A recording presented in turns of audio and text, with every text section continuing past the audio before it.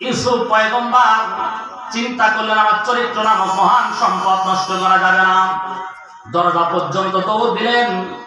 দৌড় দেওয়ার সাথে সাথে দরজা যিনি খুলবেন তিনি কে?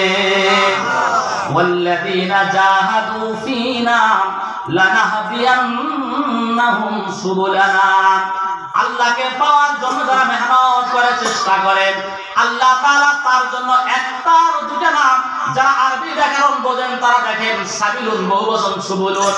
আল্লাহ বলে কোন গোলাম যদি আমি মালিককে পাওয়ার জন্য একটু চেষ্টা করেন, আমি মালিক গোলামের জন্য অনেকগুলো রাস্তা খুলে দিই। আল্লাহু আকবার জোরে বলেন।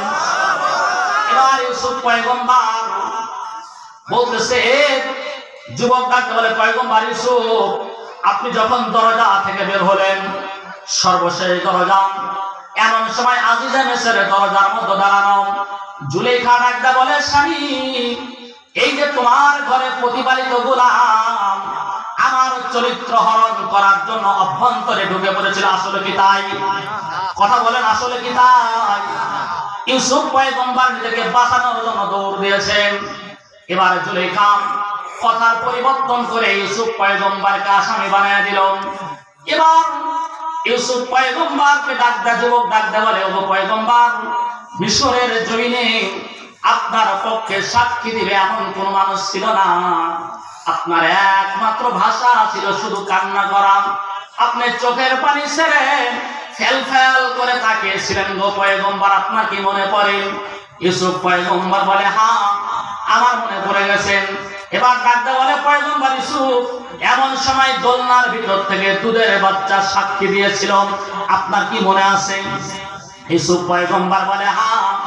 ওই যুবক বলে, পয়গম্বর ইউসুফ আমি সেই বাচ্চা, আল্লাহ রাব্বুল আলামিন আমার মাধ্যমে শিশু অবস্থায় আপনার চরিত্রের সার্টিফিকেট দিয়েছিল। আল্লাহু আকবার জোরে বলেন। ইউসুফ পয়গম্বর আশ্চর্য হয়ে গেছেন, চোখের পানি ছেড়ে ছেড়ে কান্দার বলেন, যুবক আমি তোমারে ভুলে গেছি, কিন্তু তুমি আমারে ভুলো নাই। তুমি সাধারণ কোন যুবক না রে যুবক, তুমি তো একজন পয়গম্বরের চরিত্রের সার্টিফিকেট দানকারী যুবক। ও যুবক তুমি বড় দামি মানুষ। এবার ইউসুফ পয়গম্বর লিখে দিল, এই যুবক যতবার এক কাটনা প্রাণ দেওয়ার জন্য আসবে, একবার নয় দুইবার নয়, শত শতবার তারে প্রাণ দিবা। সুবহানাল্লাহ জোরে বলেন।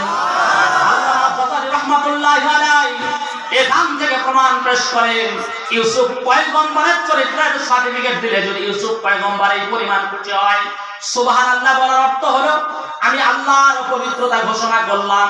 আমি আপনি পবিত্রতা ঘোষণা করলেও আল্লাহ পবিত্র, না করলেও আল্লাহ পবিত্র। আমি আপনি সবাই মিলে যদি আল্লাহর বিরুদ্ধে স্লোগান দিই, আল্লাহর এক চুল পরিমাণ ক্ষতি হবে না। কথা বলেন ঠিক কিনা?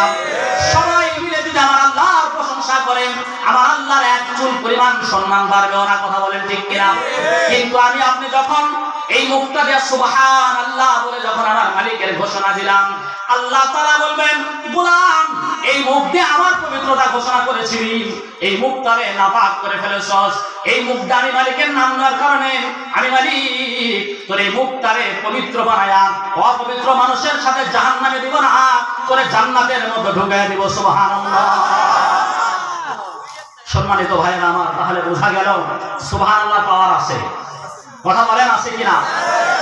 এবার যে কথা বলতেছিলাম আপনাদের সামনে, তা হলো এখানে বসেছেন, এটা জান্নাতের বাগান। কিসের বাগান?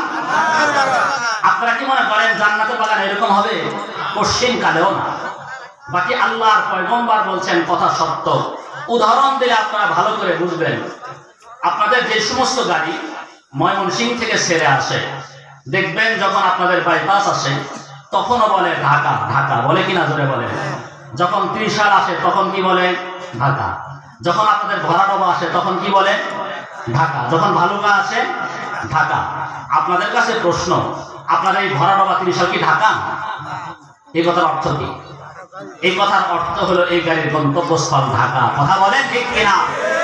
এমনি ভাবে এখানে বসেছেন, আপনি বসেছেন গোয়াইন নীলের মাটিতে বটে, কিন্তু এই মাটির গন্তব্যস্থল জান্নাত। আপনাকে আল্লাহ জান্নাত পর্যন্ত পৌঁছা দেবে। আল্লাহু আকবার। জান্নাত সবাই চান? এমনি এমনি না কিছু আমল তামল করে? আপনারা আমার ভাষা বোঝেন?